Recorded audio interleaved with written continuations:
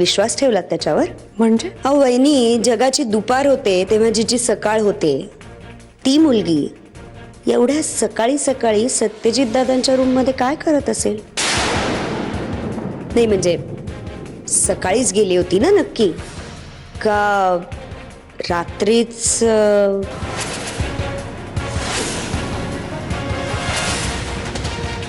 नेत्रा, तुम्हाला प्रश्न नाही पडत का काय कारण असेल याचं? म्हणजे सत्यजित दादांना गरज वाटली तिची का?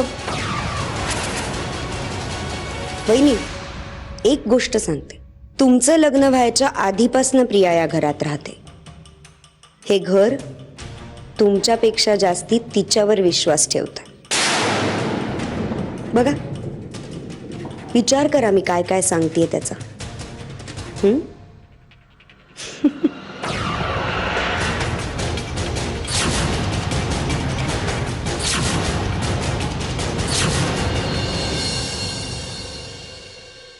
अगं किती गोड बातमी दिलीस तू आता. बघ, मी तुला सांगत होते ना, मला कोणी ना कोणी नक्की भेटेल जो फक्त माझ्यासाठी असेल.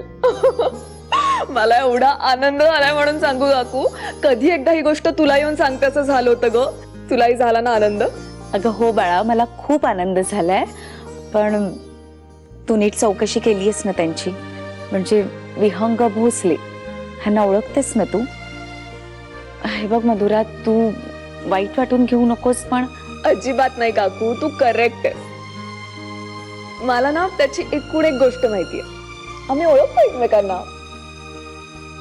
खूप जवळून. आणि सगळ्यात महत्वाची गोष्ट म्हणजे तो जिजूंचा सगळ्यात जवळचा मित्र आहे.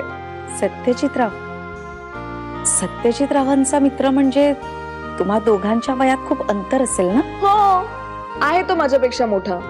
म्हणजे 7 वर्षाचं अंतर आहे ग आमच्या. पण काकू तूच सांग ना, प्रेम महत्वाचं नाही का?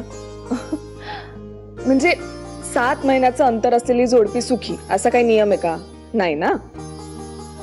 म्हणूनच मला वाटतं काही झालं तरी एकमेकांबद्दलची ओढ महत्वाची, नाही का? बाप रे, अगं केवढी समजूतदार झालीयस तू.